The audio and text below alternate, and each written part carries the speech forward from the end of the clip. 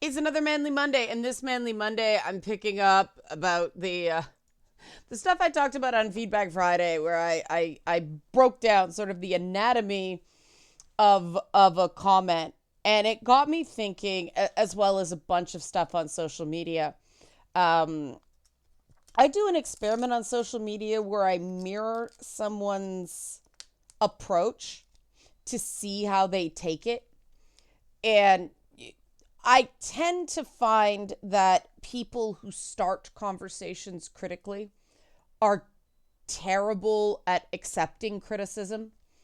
And you'll see a bunch of headlines out there that women are better at accepting criticism than men and stuff like that. And I want to address that just because in a bit, because the details are actually more granular than that. And I think when you look at the complete data, um, it paints a better picture than just women are better at accepting criticism than men, because it's not true.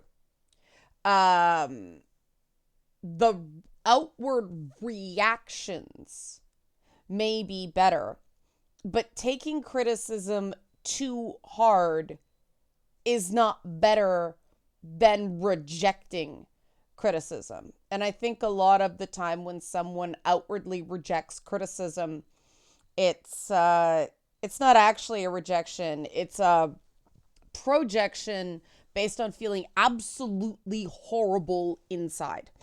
So let me do the help support this channel stuff out of the way and we'll dig in. Okay. Help support this channel. Become a monthly patron, patreon.com/Leanna K, or buy a one-time Leanna Care session for someone who can use it but can't afford it, coffee.com/Leanna K. If you do want to sign up monthly to support a particular person either once a month or every 2 weeks, that option is now on Ko-fi. That was a suggestion from someone who wanted the option, so I greatly appreciated that. And this video now is sort of a follow-up to last week on communication styles, because obviously communication styles and the ability to hear feedback is tied. And I'm going to give you a little bit of background on me so people don't feel like I'm, looking down my nose at people. I'm not. I am what's called a highly sensitive person. I rank very, very high on that. And highly sensitive people, including people with ADHD, some forms of autism, a lot of neurodivergencies, can really struggle with criticism. There are various theories as to why. This does not mean that there's something wrong with you if this fits the description. And it's important to remember that things like criticism are read in the brain in the same places at the same intensity as physical pain. It hurts. And we know that some people are better at tolerating and processing certain types of pain than others. Us gingers, for instance, tend to have ridiculously high, like, cut yourself pain tolerance, and possibly reduced pain tolerance regarding burns. Two different types of physical pain. The pain sensors are different than the general population. The joys of being a ginger, the ongoing experience of being a medical experiment. And, highly sensitive people are a neurodivergency, which is why I get a little bit pissed off when people accuse me of being neurotypical and therefore not getting it. I have all the sensory overstimulation issues that people with ADHD and autism has. I didn't know that hearing electricity was not normal. That's fun. I also have something called synesthesia, which means I hear colors. Shapes are associated with colors. Numbers have colored auras and sounds associated with them. The pathways of my brain are not wired normally. People are like, that explains a lot, Leanna. But I'm saying this all, I'm talking about all this now because I don't want people to feel criticized when I discuss criticism. Because there's two things going on here, right? Individual tolerances and processing abilities. Stuff we call distress tolerance and mindfulness, right? But then there's also the social programming, and the social programming is real. And I really do think that some people on, turf feminists, certain manosphere types, they reject the social programming element and go for a biological one because they have trouble with criticism. And no one likes criticism. And if people claim they do, they're lying. Understanding that it's useful and necessary is not the same as liking it, right? And all feedback is not criticism. It is possible to get feedback about things you have to fix without it feeling like criticism. Criticism hurts, period, end of story, right? Nobody likes it. No, nobody likes it. I can feel y'all commenting, I actually enjoy criticism. No, you enjoy feedback. An editing process, say going from first draft to second draft of a book or a screenplay.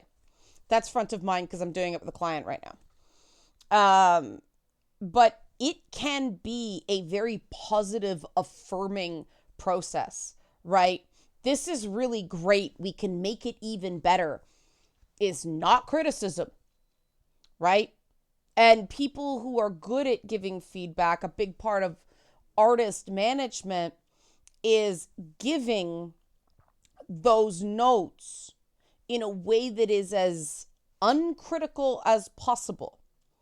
All right. I have a client, he paid an editor to edit his novel, the first draft of his novel. And he also had me look at it. And the editor and I identified the same points. But the editor was like, this is all bad, do it again. Whereas I was like, your midpoint is fantastic. It's really good. And it's so good that your ending has to come up to meet that midpoint. See the difference? We had the exact same suggestions on what had to change. But I went, this is good. This is how to make it better. Whereas the editor was like, this is shit. What's wrong with you? And when this happens, I watch clients say, no, it's okay. It's good. I know this. And then they get blocked up and can't touch the fucking thing for months. And I sit there going, because I honestly think, I know from my experience, when I allow myself to go, ow, I can process the ow. When I'm in denial that something is ow, it keeps going, ow, ow, ow, ow, ow, ow, ow, ow, ow. And this is brain science. Repressing feelings does not mean the feelings go away. It just means you have to deal with it later. And dissociation can be useful in the short term, but at some point you have to feel your feelings. And men get whacked with a double whammy here. Certain, and I am not saying biology is destiny, there are ways, right? Certain biological processes like crying, for instance, actually flush stress hormones and produce, I believe it's oxytocin. Men cry less than women, as a rule. Man, guys watching, if you're a crier, amazing, because you're actually flushing out bad chemicals from your body, right? You look like a hot mess, but obviously society treats a crying man and a crying woman very, very differently, right? And then there are some there are some biological processes where some people legit are not criers. And so, I have one client, great guy, but it's like go out and exercise. I said get a boxing bag, the something that you can hit, because had to process the emotions, not a crier. There's apparently a, what's it called, fitness boxing 2 for the Switch. That's apparently pretty great. A client recommended that. But a lot of what I do in the one-on-one sessions is just getting the shit out, processing it. And I get some people coming to me who are concerned about their attitudes towards women. And I'm like, okay, first thing I have to do is assess you for trauma. And they're like, what? And I'm like, yeah, trust me. Because if it's legitimately just some bad attitudes that need a readjustment, screening for trauma is not going to hurt that. But if somebody's having a stress response because someone did something bad to them, and that's informing their views on women or the world or whatever, that has to be identified and dealt with, or else the process of self-examination is going to be so painful, and the brain is already hypervigilant and overstressed. And this is where this stuff becomes completely counterintuitive. Mary Jess says to me, singing is completely counterintuitive. This kind of stuff is completely counterintuitive as well, until you think about the processes behind it. And then it starts to make sense, right? The problem is the messages that everyone receives when we're coming up are terrible. But the messages that men receive are bad in a unique way, or the messages that men receive more than women, because I received these messages growing up. They're things like, don't cry, be a man, showing emotions is a sign of weakness, don't complain, grow up, pull yourself up, suck it up, get up, you're not really hurt. Not the be a man thing, but kind of be a man. The one I got is you have to learn to control your emotions. And I spent decades trying to learn to control my emotions. And the harder I tried, the less emotional control I had, until I actually started studying how emotions work. You can't control emotions. You can either block them out, which is not healthy, or you can process them, which is. Now, why is blocking out emotions unhealthy? We all do it in the short term, right? We're all like, just don't think about it or distract ourselves. We all, some people just dissociate. In the short term, it's a survival trait. But not feeling your feelings, you're missing data. You are walking around the equivalent of blind and deaf, and you're going to be sick, you're going to be depressed, you're going to have a ton of anxiety because you are not using the data that your body is giving you. Emotions matter. And this is why when we talk about validating feelings, even if we don't agree with someone's opinions, this is what it means. If someone is hurt and scared, that's valid. We can deal with that and talk about that. But the hurt and the fear doesn't make everything that comes out of their mouth true. And what happens when you deny your emotions, you start deflecting and projecting. And so you end up speaking in a lot of unprovable accusations and you get a bad reaction. And in a lot of workplaces or professional groups, especially ones with a lot of aggression or damn, I'm going to talk about my time as a game journalist right now because there was so much false aggression and false bravado. And I have authentic aggression. I grew up tough, right? I come by it. It's a learned skill.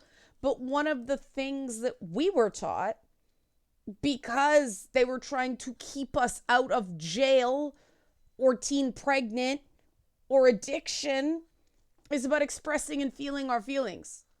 And so I go into one of these repression pressure cookers. It is like, that's not right. That's not fair. Oh, you're so aggressive. What's wrong? What's aggressive about saying something's not fair? Well, you're not calm. Well, neither are you, man. Like, you just did something totally unfair. I am totally calm. When you have to say you're totally calm, you're not. And a big problem with the coverage of games is so many of these services are staffed by people who are totally out of touch. And because they're so out of touch with their feelings, they are so full of shit. And the reason that the bile comes out and they are walking piles of misery in the content they create is because they are wounded by all the slings and arrows thrown at them. They can't admit it. And so it all barfs out when they go to write.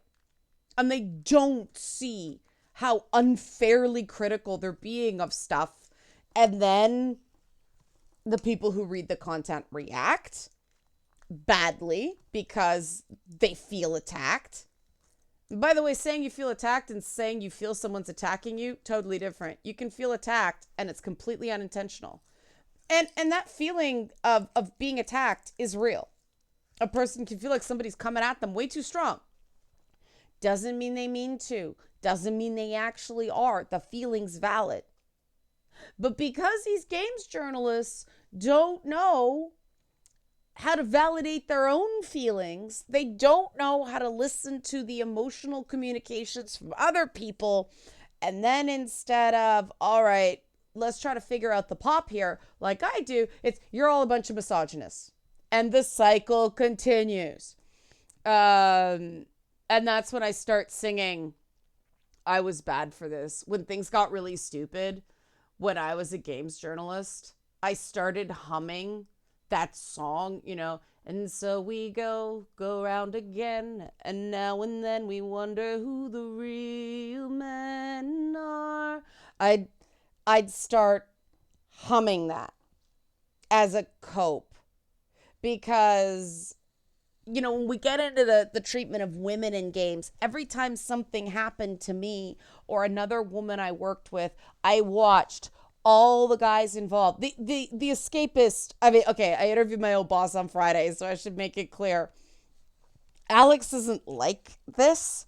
Alex, he runs D&D groups. He ran D&D groups for work, right? Dude was in touch. And so he wasn't like this. And so people were allowed to get frustrated and go blah and all that stuff. And then I went to, it was so different from everywhere else I ever worked where that was just shut right down. There's a reason I keep bringing him back whenever he promotes something. But it was whenever a woman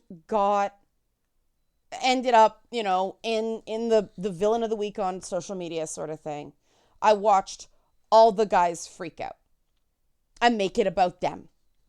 And they had to grandstand and they had to make a statement, which of course only made it worse, instead of doing the right thing, which is looking at the woman or anyone who's getting nailed with this stuff and gone, how do you want this to be handled? What's going to help you?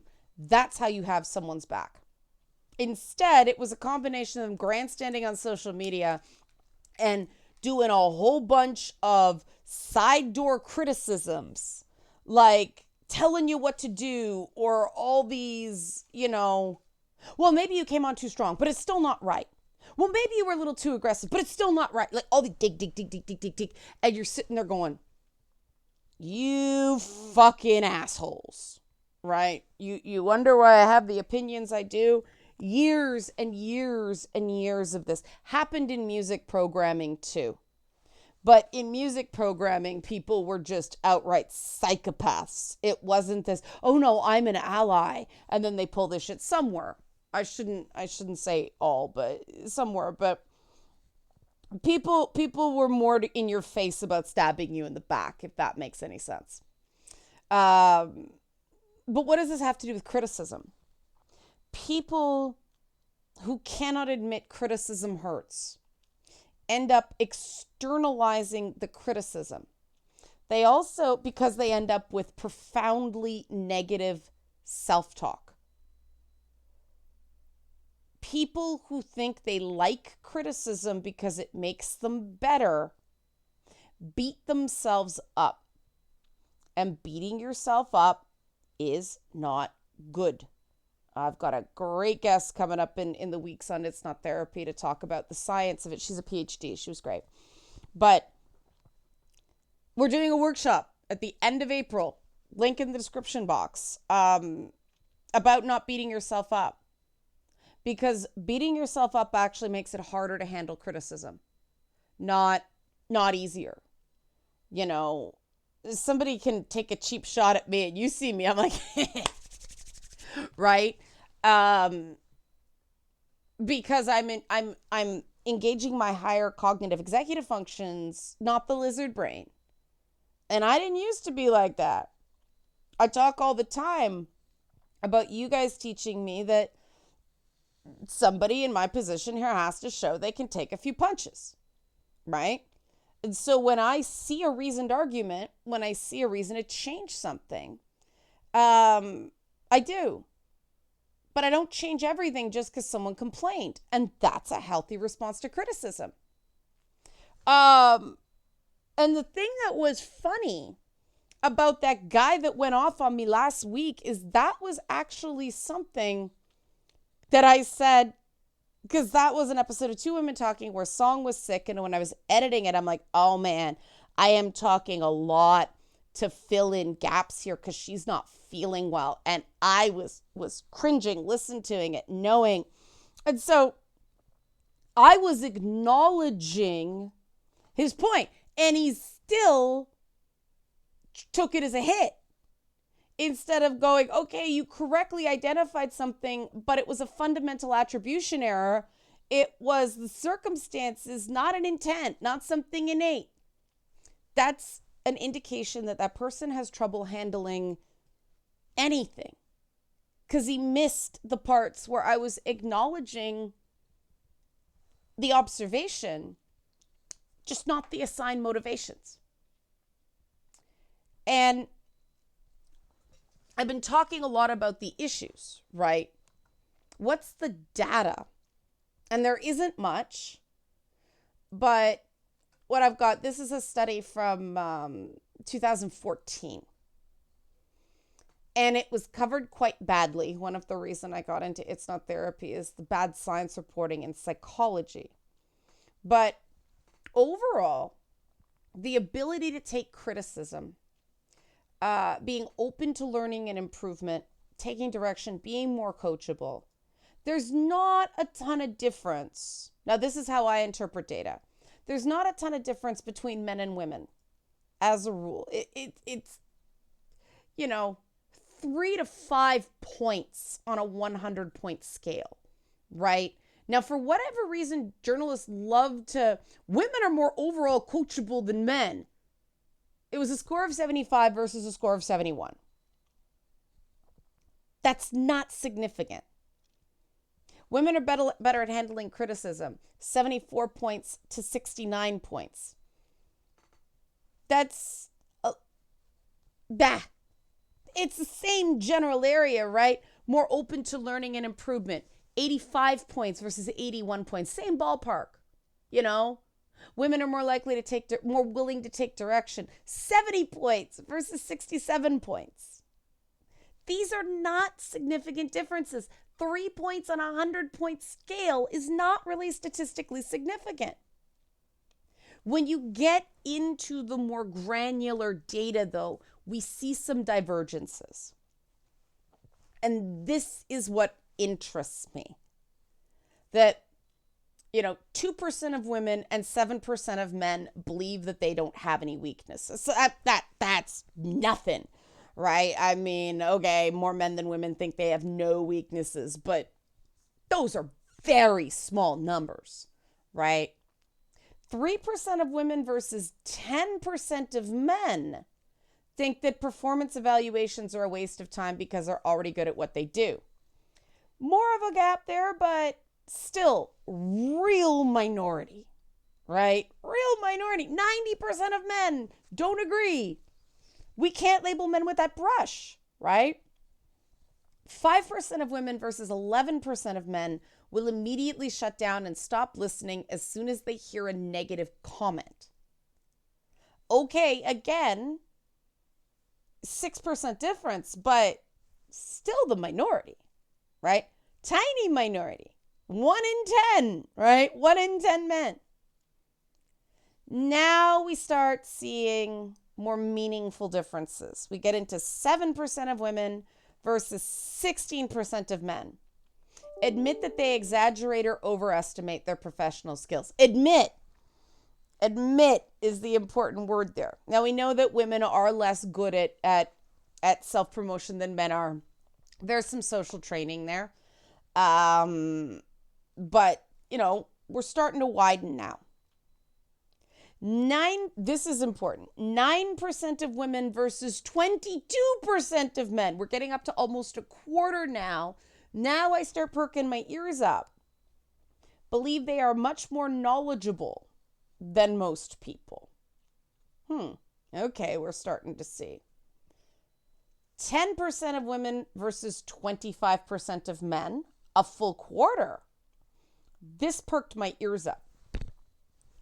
Believe that there's no point in pursuing a goal if you need other people's help to achieve it. A full quarter of men think there's no point in doing something if you need help. A full quarter. That's really in a spidey sense goes, right? 19% of women versus 27% of men don't like admitting to others when they're having difficulty understanding something or are unfamiliar with a topic of conversation. The reason I'm doing these is because when you start getting 1 in 4, that's something like that's a quarter of people. That's different than 1 in 10, right? This is a significant enough minority that we have to start paying attention. And then this is boggling to me that this isn't higher in both genders, but 85% of women and 79% of men are open to advice and suggestions from their manager. Now, I hope that that's because they have a garbage manager, right? The people who aren't open. But if asked to list their faults, 10% of women and 15% of men would have a hard time coming up with any. What these numbers indicate to me is a divergence between men recognizing they have things to work on and acknowledging it to other people, right? And that's where the social programming thing comes in. And that's why I think the different responses to criticism come in. And then we have the performance reviews, and we get wild divergence here. So this is not just the acknowledgement. This is not just taking it. This is the reaction, right? 5% of women versus 12% of men threaten to quit after a performance review. 5% of women and 10% of men actually quit after a performance review. So every woman who threatened to quit actually quit. 13% of women versus 30% of men told the critic that they were wrong or misinformed. 30% of men, almost a third of men. No, you're just wrong. Oh, man. Again, what's going on inside is not the same as what's going on outside, right? 25% of women and 34% of men agreed to improve, implement changes, but never followed through. That's, that one can be a real problem. More on that in a bit. 27% of women versus 41% of men openly disagreed with the feedback they received. Now, frankly, I think during a performance review, there should be a place to disagree. If somebody's got you wrong, you should be able to defend yourself based on the facts, right? So I actually think that 41 open disagreement, you can disagree, but still go, all right, I don't agree, but I'm going to try to make this change, right? But agreeing to improve and then not following through is a real problem. It's very damaging to relationships and job prospects, because it's one thing to go, I don't get this. It's another thing to say, yeah, I'll do it, and then you don't. It makes you seem less honest, right? And that is something people do. I know a lot of guys who leap to agree to things, and then they don't do it, and then they complain they were set up to fail. I was like, well, then why did you agree to it? Well, because I had to. No, you didn't. We could have had a discussion. We could have negotiated, but it's just make the problem go away. And at the core of that behavior is an intense sensitivity to criticism that is not felt and acknowledged, because very little is being felt and acknowledged. And that's because of that early life messaging, right? Sign of weakness. Don't cry. Don't complain. Pull yourself up. You're not really hurt, right? All that invalidating language that I definitely got, that you're not really hurt, a lot. It was so bad that I had a ruptured appendix for 2 weeks and people didn't believe me. True story. That's how I ended up with gangrene. I was just faking it. I was overdoing it, you know. That's fundamental, right? Where did that leave me? Less likely to ask for help. Asking for help for me is still really hard. Every time I do the help support this channel thing, I get a little nauseous still. And I do it, multiple times a week. Working on myself. So I get it. It is better to set yourself up to react better. To go, all right, criticism isn't fun, but sometimes we have to hear it. Instead of, it doesn't bother me. That's bullshit. I remember it was when I talked to, I think it was Todd Pappy. It was somebody at God of War. But, I asked them about some of the digs that they got. And I think he said this in public interviews too. But they said, no, you should be hurt. You should be upset when someone criticizes what you do, because that shows you care about it. You tried to make something good. People didn't think it was good. That should hurt. I'm like, yeah. We also joked about historically accurate nudity and violence, but, I was on side of it. I'm a big God of War fan, right? But I think that's a cope as well, because the game series was being called sexist and misogynist and toxic masculinity. And it was a game about trauma. And, Kratos is the same guy now, just older and wiser. And I'm like, I saw you. All those people late to the party.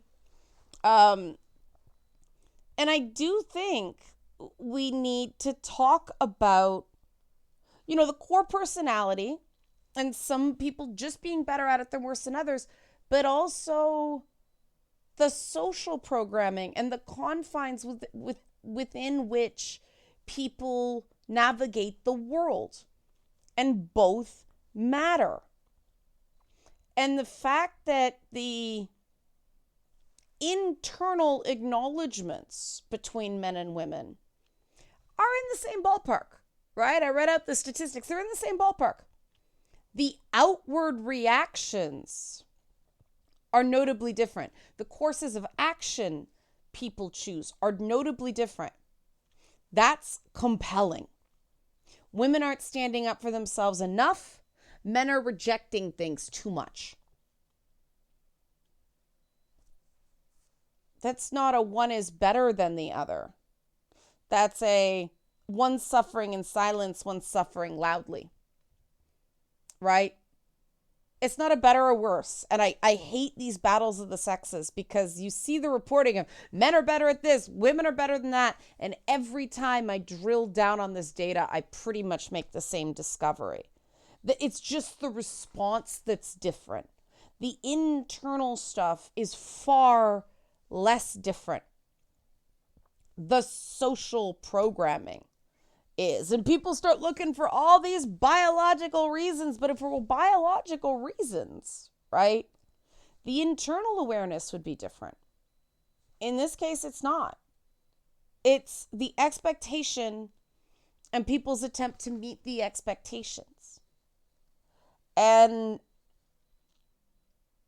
it is a process of self-actualization to break free of these gendered expectations. It can be done, but it's a lot of effort. It's hard. I'm not going to tell you it's easy, but it is worthwhile, because when you break free of them, you don't have to be on guard the same way.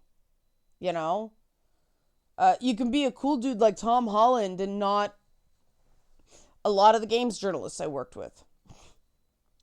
And I wish I had more time to get into this, but we'll get into it during the beating yourself up workshop at the end of April. Please join us. First 50 tickets are 2 for 1. So people have bought tickets, but not the 2 for 1 tickets because they don't have anybody that they know they can go with right now. And I'm like, just buy the 2 for 1. Maybe you'll find somebody. But they're like, no, it's okay. Nice people. Greatly appreciate it. Help support this channel. Become a monthly patron. Patreon.com/Leanna K. Or buy a one-time Leanna Care session for someone who can use it but can't afford it. Ko-fi.com/Leanna K. Thanks for watching Manly Mondays.